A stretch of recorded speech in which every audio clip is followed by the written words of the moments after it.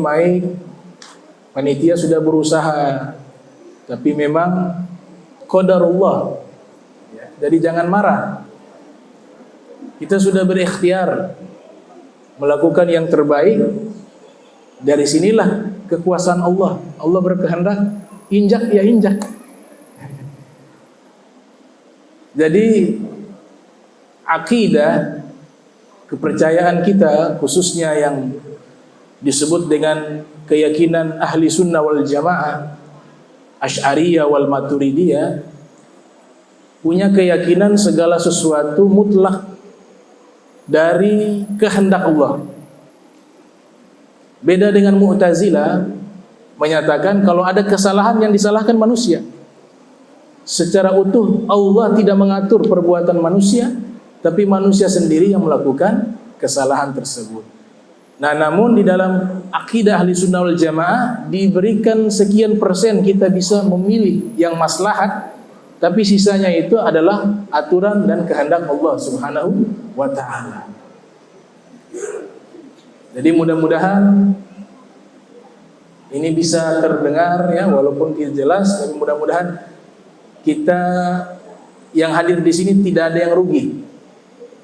Karena Allah lihat niat kita, bukan hasilnya. Niat kita datang ke sini untuk memeriahkan maulid Nabi kita tercinta Sayyidina wa Maulana Muhammad sallallahu alaihi wasallam.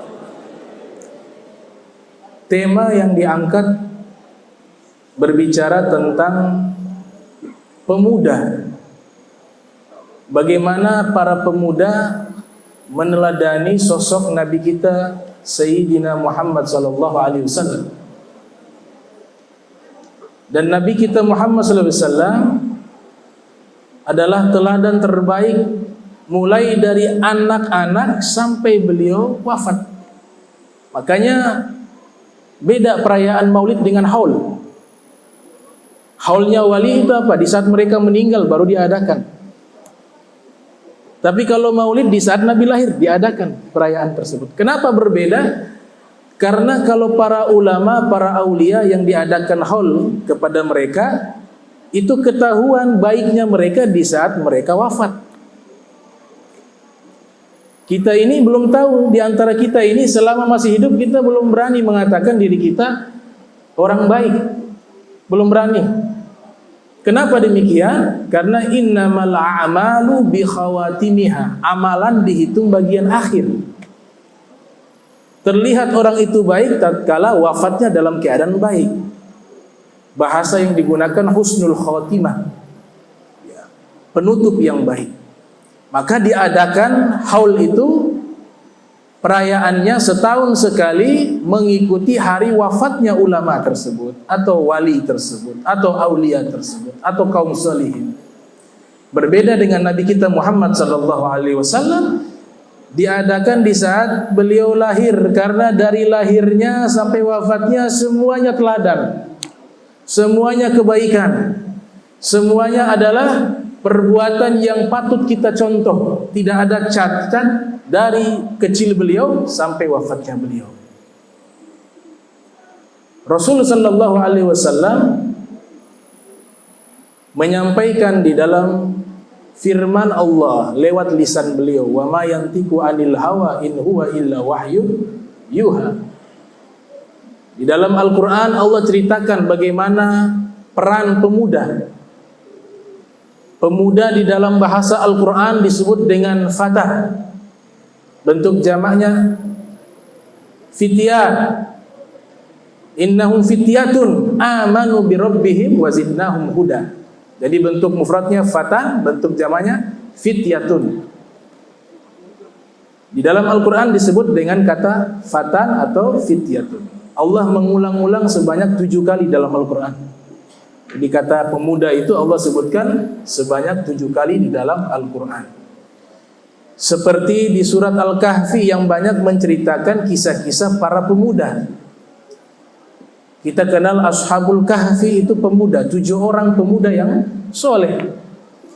Kita kenal juga di dalam surat Al-Kahfi muridnya Nabi Musa seorang pemuda. Wa iz qala Musa li fatahu la abrahu hatta ablugal majma'al bahrain aw amdi hukaba. ketika Nabi Musa berkata kepada muridnya yang pemuda, muridnya yang seorang pemuda, aku tidak akan berhenti berjalan hingga aku bisa mencapai tempat bertemunya dua lautan, atau aku berjalan berabad-abad asalkan aku bisa sampai di tempat tersebut. Siapa pemuda tersebut yang disebut di dalam Al-Quran ketika Nabi Musa berdialog dengan pemuda itu? Disebutkan dalam kitab tafsir Mafatihul Ghaib karya Al-Imam Fakhruddin Ar-Razi yang lahir tahun 544 Hijriah, wafat 606 Hijriah. Pemuda tersebut bernama Yusha bin Nun, yang tidak lain juga seorang nabi. Seorang pemuda, Yusha bin Nun.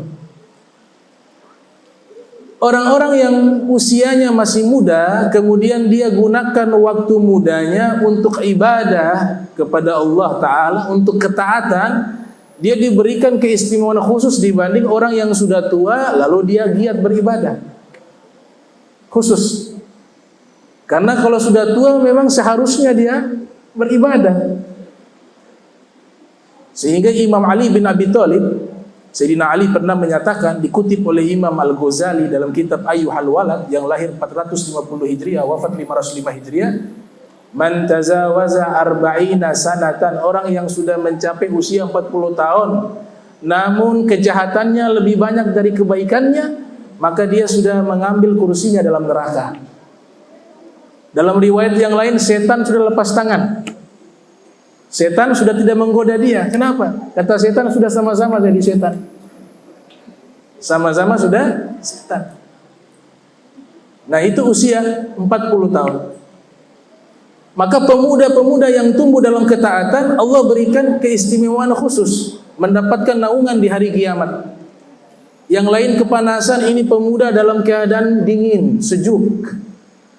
Sebagaimana yang dinyatakan oleh Imam Al-Bukhari yang lahir tahun 194 Hijriah, wafat 256 Hijriah, dalam Sahih Bukhari, dari sahabat Abi Hurairah mengatakan Rasul sallallahu alaihi wasallam bersabda, sab'atun yuzilluhumullahu fi zillihi yauma la dhilla illa dhilluh. 7 golongan yang Allah berikan naungan kepada mereka di hari kiamat, yang tidak ada naungan di hari itu kecuali naungan Allah. Yang pertama, al-imamul adil, pemimpin yang adil. Dan yang kedua adalah syabun nasya'a fi ibadati rabbi, seorang pemuda yang tumbuh di dalam ibadah kepada sang penciptanya Allah subhanahu wa ta'ala. Khusus Nabi sebutkan syabun. Jadi pemuda itu di dalam bahasa agama kita, bahasa Al-Quran atau bahasa hadis Nabi, ada yang disebut dengan fatan atau fata, ada yang disebut dengan syabun. Pakar bahasa Arab ketika menjelaskan substansi makna dari kedua kata tersebut, yang memiliki definisi yang sama, pemuda, namun secara global itu berbeda. Kalau fatan itu pemuda yang baru balik, baru masuk usia balik, maksimalnya 15 tahun, atau dia di bawah 15 tahun tapi sudah mimpi basah kalau laki-laki, itu sudah masuk usia balik. Nah, orang di awal usia balik kemudian belum tumbuh kumis dan jenggot disebut dengan fatan. Tapi kalau syabun itu lebih global. Pemuda di dalam perspektif agama Islam itu hanya mencapai usia 30 tahun sampai 33 tahun. Dari 15 standar minimalnya sampai usia 30 atau 33 tahun. Itu namanya fatan atau syabun. Kalau sudah di atas 30 atau di atas 33 namanya kahlun. Kahlun itu sudah usia matang. Makanya dalam hadis Rasul sallallahu alaihi wasallam menyatakan sayyidash syababi ahlil jannah Al-Hasan wal Husain. Dua pemimpin pemuda ahli surga, Al-Hasan wal Husain. Ini usianya berkisar 15 tahun sampai 30 atau 33 tahun. Hadis yang lainnya diriwayatkan oleh Imam Al-Kalabati yang wafat pada tahun 380 Hijriah dalam kitabnya At-Ta'arruf. Rasul sallallahu alaihi wasallam bersabda, Abu Bakar wa Umar sayyida kuhulil ahlil jannah. Wa fi riwayah Abu Bakar wa Umar sayyidal kuhuli fil jannah. Sayyidina Abu Bakar, Sayyidina Umar adalah dua pemimpin orang yang sudah matang usianya di dalam surga. Kalau kuhul jamaknya mufradnya kahlun. Mulai kapan usianya? 30 sampai 50 namanya kahlun. 50 ke atas namanya syekh. Orang yang sudah tua. Ya, syekhun. Tua di sini sering diterminologikan juga kepada orang yang usianya muda tapi memiliki ilmu yang luas, disebut dengan syekh. Atau secara umur dia sudah mencapai usia 50 tahun. 50 tahun ke atas itu disebut dengan syekh. Jadi pemuda Allah sebutkan dalam Al-Quran sebanyak 7 kali. Allah sebutkan dalam Al-Quran kata pemuda secara keseluruhan sebanyak 7 kali. Ada kriteria karakter pemuda yang ideal yang Allah sebutkan di dalam Al-Quran. Dengan Allah sifati ilustrasi contohnya para nabi. Para nabi itu diangkat mereka menjadi nabi di usia muda. Gak ada nabi diangkat usia 70 tahun. Semuanya para nabi yang Allah angkat menjadi rasul, Allah berikan kepada mereka risalah itu di usia muda. Sehingga Ibnu Abbas mengatakan, ma ba'athallahu an-nabiyya illa syabba wa ma u'tiyal ilma 'alimun illa syabba. Tidaklah Allah mengutus seorang rasul terkecuali mereka dalam keadaan masih muda. Dan tidaklah Allah berikan ilmu kepada orang alim melainkan di saat usia muda. Makanya ini pemuda, dalam syair dikatakan perubahan satu bangsa itu letaknya di tangan pemuda. Ada pepatah, Ustadz Harun paham itu pepatah. Syababul yaum rijalun ghad. Inna fi aidikum amral ummah wa fi aqdamikum hayatuha. Sesungguhnya pemuda hari ini adalah generasi perubahan bangsa di masa depan, di hari esok. Seluruh kemajuan satu bangsa terletak di tangan para pemuda. Inna fi aidikum amral ummah. Dan di langkah kaki mereka lah majunya satu bangsa. Itu di tangan pemuda. Makanya mau bangsa ini menjadi bangsa yang maju secara iptek ilmu pengetahuan, bangsa ini menjadi bangsa yang bermoral, maka harus kita mulai di usia pemuda. Usia masih muda itulah masa-masa emas. Makanya Allah Ta'ala mensifati Nabi Ibrahim, Allah sebut pemuda di dalam Al-Quran. Qalu sami'na fatan yadhkuruhum yuqalu bihi Ibrahimu.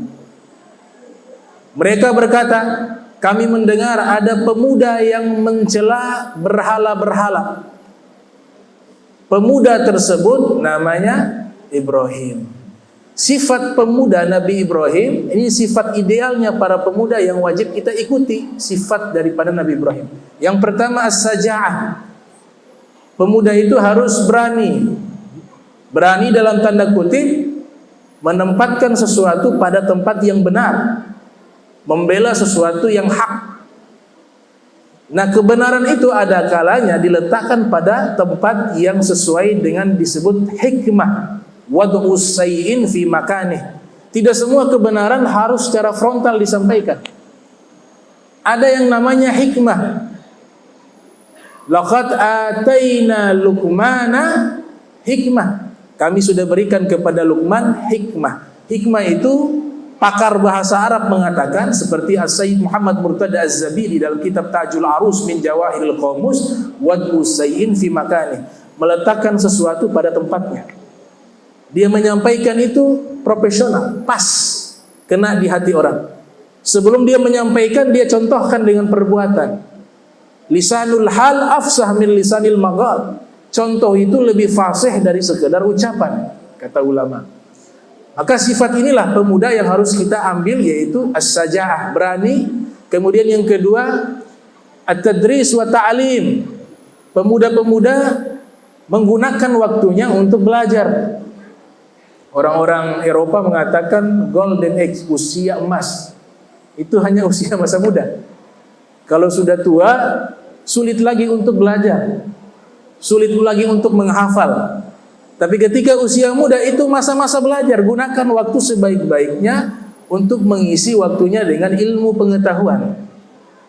Imam Syafi'i dalam syairnya menyatakan, man lam yadhuk dhulla ta'allumi sa'atan tajarra'a dhulla dhali tula hayatihi wa man fata ta'limu waqta syababihi fakabbir alaihi arba'an liwafatihi.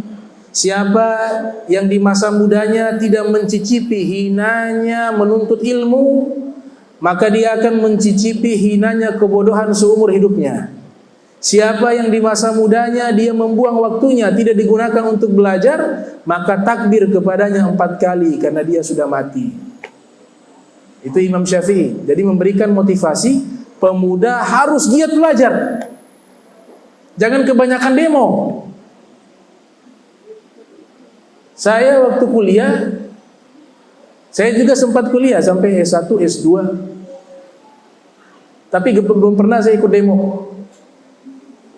Ada kawan-kawan saya ajak saya, Bib, demo. Saya ke kampus ini untuk belajar, bukan untuk demo. Itu. Jadi gunakan waktu untuk belajar, prioritas. Habib Zain bin Smith membagi umurnya 3. Habib Zain bin Smith membagi umurnya 3. 20 tahun pertama gunakan untuk belajar. Jadi belajar ilmu agama gak instan, harus puluhan tahun. 20 tahun, 15 tahun, paling sedikit 10 tahun. Habib Zain mengatakan 20 tahun, wahai pemuda, gunakan waktumu, prioritasnya adalah belajar, jangan yang lain dulu.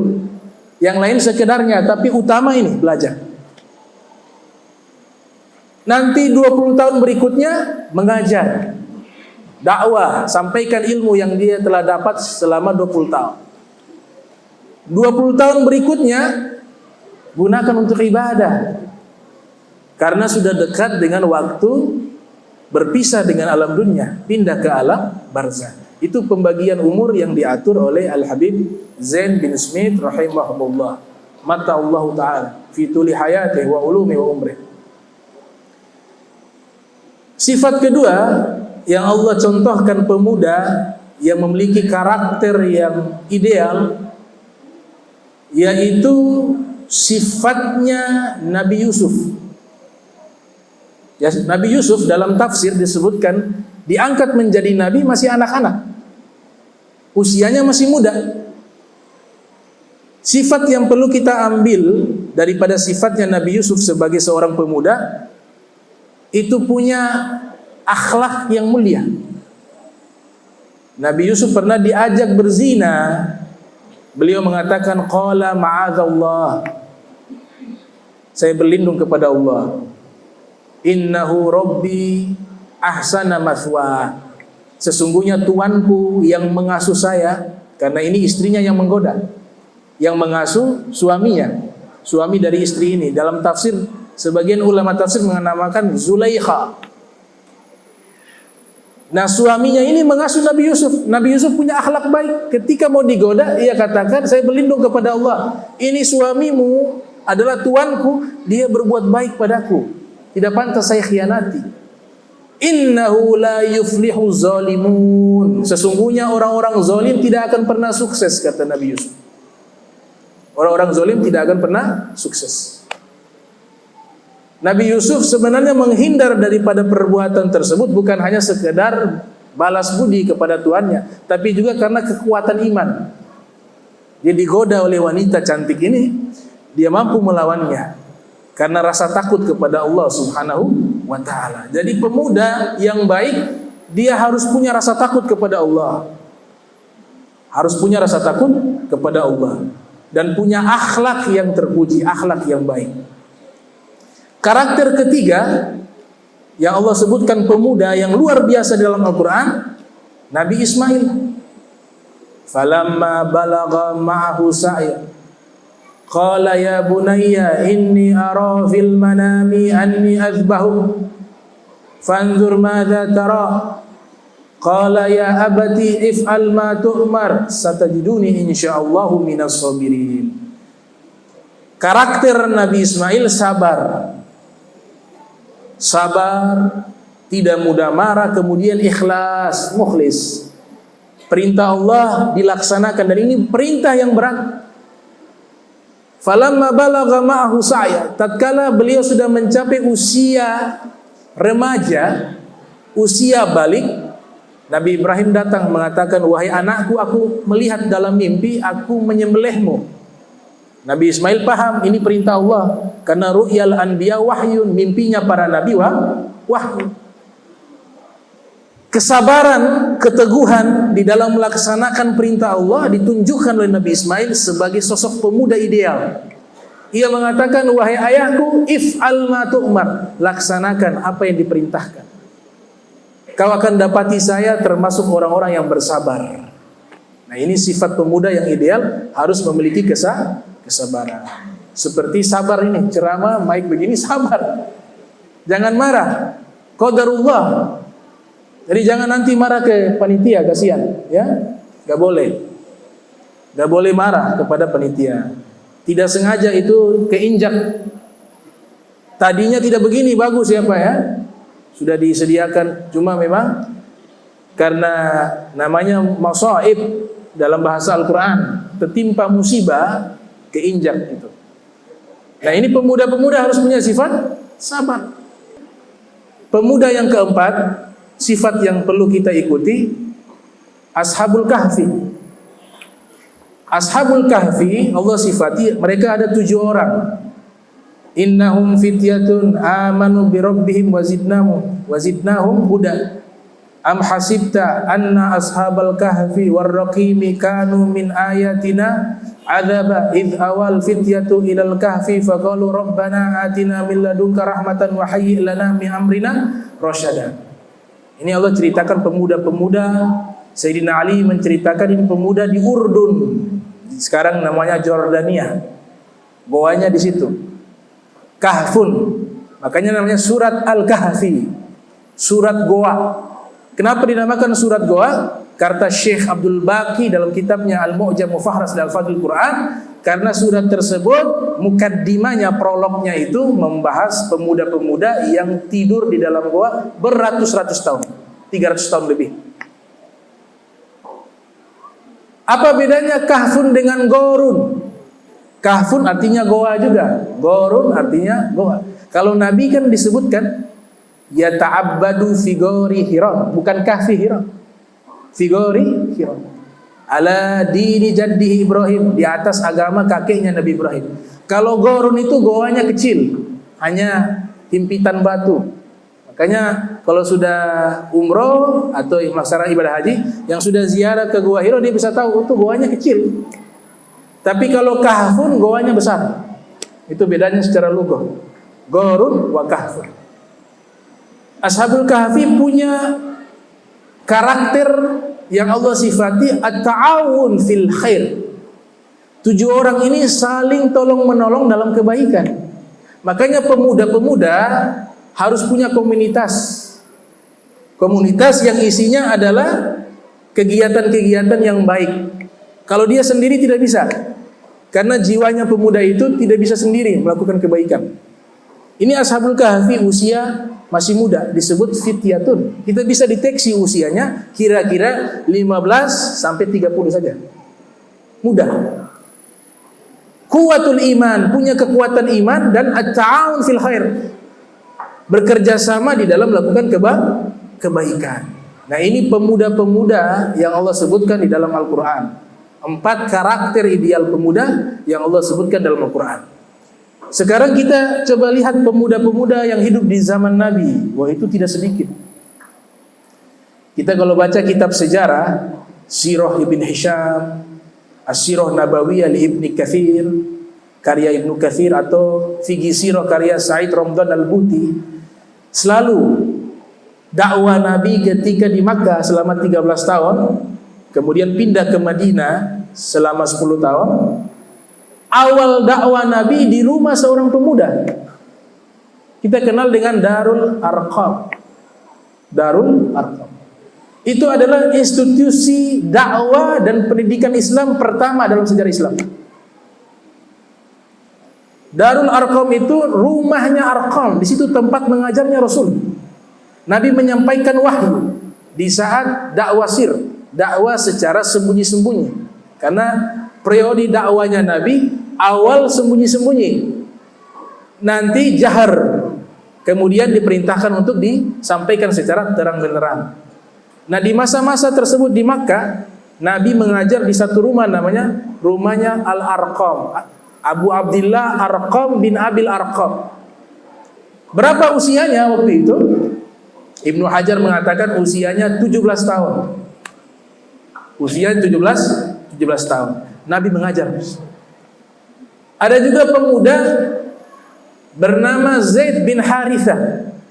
Zaid bin Harithah tidak lain adalah anak angkat Nabi, waladun mutanabba, anak angkat. Dulunya namanya Zaid bin Muhammad. Turun ayat melarang kalau bukan anak kandung tidak boleh nisbat binnya kepada ayahnya, harus biologis. Turun ayat tuh, makana Muhammadun aba ahadim min rijalikum walakin Rasulullah wa khataman nabiyyin wa kana Allah bikulli syai'in alima. Nabi Muhammad itu bukan bapa seorang di antara kalian. Ini sebenarnya ceritanya kepada Zaid bin Harithah. Ya, Zaid bin Harithah. Akan tetapi beliau Rasulullah. Nabi ganti namanya. Allah perintahkan juga di surat Al-Ahzab, ud'uhum li abaihim. Panggil mereka dengan panggilan bapak-bapak kandung mereka. Jangan pakai bin Muhammad, tapi bin Harithah. Turun ayat melarang itu. Nabi akhirnya memerintahkan memanggil Zaid diganti Muhammad dengan Harithah, ayah kandungnya. Zaid bin Harithah. Nah, Zaid bin Harithah ini satu-satunya sahabat yang namanya Allah sebut dalam Al-Quran. Kalau sahabat yang namanya Allah sebut dalam Al-Quran hanya Zaid. Di surat Al-Ahzab ayat 37. Falamma qada Zaidun minha watara. Ketika Zaid sudah memutuskan hajatnya dan menceraikan istrinya bernama Zainab bintu Jahas. Ya, zawaznakaha likaila yakunu 'alal mu'minin harajun fi azwazi adiyaihim. Agar kami nikahkan engkau. Kami nikahkan engkau dengannya. Engkau di sini Nabi Muhammad. Menikah dengan istri dari anak angkatnya. Karena zaman itu tradisi-tradisi yang ada pada waktu itu, anak angkat kalau punya istri itu dianggap seperti anak kandung, haram dinikahi. Kalau istrinya ini diceraikan, ayah angkatnya haram menikahi dengan anak tersebut. Islam membatalkan ini karena dia tidak ada hubungan nasab, hanya anak adopsi. Maka istrinya juga halal dinikahi. Dari ayat ini juga kita dapat satu kesimpulan bahwa Nabi ketika menikah bukan hawa nafsu. Tapi di situ Allah sebutkan apa? Zawaznaka. Kami nikahkan kamu dengannya. Artinya pernikahan Nabi itu wahyu. Allah yang perintahkan, termasuk dengan Zainab. Tujuan daripada Nabi menikah dengan Zainab membatalkan tradisi yang bertentangan dengan syariat Islam. Karena nantinya dijadikan anak adopsi layaknya anak kandung. Ma ja'ala adiyaakum abnaakum. Turun ayat, tidak boleh kalian memposisikan anak adopsi, anak angkat sama seperti anak kandung. Makanya kalau anak angkat tidak boleh pakai marga bapak angkatnya. Anak angkat tidak boleh pakai bin kepada bapak angkatnya, tidak boleh. Itu ada ancaman keras dari Nabi kita Muhammad sallallahu alaihi wasallam, manidda'a, siapa yang mengaku nasabnya kepada bukan bapaknya, li ghairi abihi wa huwa ya'lamu annahu ghairu abihi, sedangkan dia tahu bahwa itu bukan ayahnya. Fal jannatu alaihi haram, maka surga baginya haram, kata Rasul sallallahu alaihi wasallam. Nah, ini pemuda kedua yang hebat di masa Islam yaitu Imam Ali bin Abi Thalib. Nabi katakan la fata ila Ali wala saifa illa Zulfiqar. Tidak ada pemuda yang hebat seperti Ali. Tidak ada pedang yang hebat seperti pedang Dzulfiqar. Sayyidina Ali pemuda yang hebat, tidak ada cacat. Dari sebelum balik sampai meninggal dunia, gak ada itu noda dalam sejarahnya. Ahli ilmu. Sayyidina Ali mengatakan, saya diajarkan oleh Nabi 1000 ilmu, dan di setiap satu ilmu ada 1000 cabang ilmu. Kemudian Sayyidina Ali mengatakan, saya adalah titik di bawah huruf ba. Huruf ba, di bawahnya titik, itu saya. Maknanya apa? Al-Quran ini ilmunya Imam Ali. Yang membuat titik dalam Al-Quran siapa? Abu Aswad Ad-Du'ali. Abu Aswad Ad-Du'ali siapa? Muridnya Imam Ali. Dari mana ia bisa membuat ilmu, memberikan titik dalam Al-Quran? Dari gurunya Sayyidina Ali bin Abi Thalib. Harokat, fathah, dhamma, kasroh, sukun di dalam Al-Quran dari siapa? Sebagian ulama mengatakan Khalil Al-Farahidi. Dari mana ia dapat ilmu ini? Bersanad, bersambung kepada Imam Ali bin Abi Thalib. Maka ini yang dimaksud oleh Rasulullah, ana madinatul ilmi wa aliyun babuha. Saya kotanya ilmu, Ali gerbangnya ilmu. Riwayat yang lain Nabi katakan, ana darul hikmah wa aliyun babuha. Saya rumahnya hikmah, pintunya adalah Ali bin Abi Thalib, kata Rasulullah SAW. Ini pemuda yang hebat. Al-Imam Ali bin Abi Thalib karramallahu wajhah. Kemudian Nabi kita Muhammad sallallahu alaihi wasallam juga memberikan teladan bagaimana di masa muda beliau habiskan berbisnis. Beliau berbisnis. Ada kitab. Nah, biasa di pesantren biasanya pelajari kitab ini, Nurul Yakin, Khulasatun Nurul Yakin. Nah, ringkasan sejarah Nabi, As-Sirah Nabawiyah, ringkasan kitab itu termasuk kitab yang sangat ringkas tapi global pembahasannya.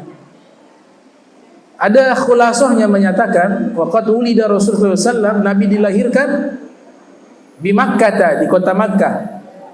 Yaumal Itsnain, hari Senin. Tsaniya asyar min Rabiul Awal, 12 Rabiul Awal. Wa kana waliduhu qad tufiya qabla wiladati. Dan ayahnya beliau sudah wafat sebelum beliau lahir ke dunia. Wa fi sadisati min umrihi tufiyat ummuhu bil abwa. Di saat usia beliau 8 tahun, ibunya wafat.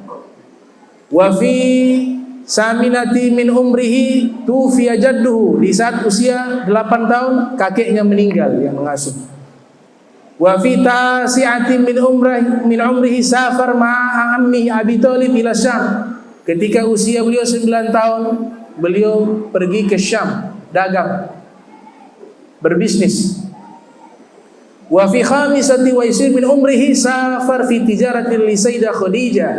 Di usia 25 tahun beliau pergi berdagang, modalnya dari Sayyidah Khadijah. Usia 25 tahun berbisnis, berdagang. Wa ba'da ruju'ihi bi syahrain tazawwaza biha. Setelah kembali dari dagang 2 bulan setelahnya Rasulullah menikah dengan Sayyidah Khadijah. Wa fi khamisati wa thalathin min umrihi ishtaraga ma'a Quraisyin fi bina'il Ka'bah. Di usia 35 tahun beliau kerja bakti dengan para pembesar Quraisy membangun Ka'bah. Usia 35 tahun. Wa qad ishtahara baina qaumihi bil hisali mahmuda. Dan nama beliau ini sudah harum, memiliki akhlak yang sangat terpuji, sehingga kaumnya itu menjuluki beliau dengan Al-Amin. Wa kanu yuhibbunahu wa yahtarimunahu. Mereka sangat cinta kepada Nabi Muhammad, sangat menghormati Nabi Muhammad SAW. Wa kana ahabba al-ibti'ad minan nas hinama qaraba al-arba'in min umrihi. Ketika masuk usia 40 tahun, beliau sudah mulai menjauhi banyak bergaul dengan manusia karena habis ibadah. Wa kana yata'abbadu fi ghari Hira. Beliau beribadah di Goa Hira. Ala dini jaddihi Ibrahim, di atas agama kakeknya Nabi Ibrahim alaihissalam. Nah, ini ringkasan usia Rasulullah SAW di dalam fase kehidupannya. 40 tahun sampai 53 tahun beliau habiskan berdakwah di kota Makkah. 53 tahun. Setelah itu beliau hijrah ke Madinah selama 10 tahun. Wafat beliau usia 63 tahun, tepatnya 11 tahun setelah hijrahnya Nabi Muhammad sallallahu alaihi wasallam. Mudah-mudahan pertemuan singkat ini bisa memberikan manfaat, dan kita berkumpul di tempat ini semoga bisa mendapatkan syafaatnya Rasulullah sallallahu alaihi wasallam. Nabi al-huda la tanzani min syafa'atin fa inni musii'ul muznibun dzul darairi anta habibullah alladhi turja syafa'atuhu inda sirati idza ma dhallat qadamu laulaka ma khuliqat syamsun wala qamarun wala sama'un wala lauhun wala qalamu fahuwa alladhi tamma ma'nahu wa suratuhu summa astafahu habiban bari'un nasami munazzah an syarikin fi mahasinihi fajawharul husni fihi ghairu munqasimi.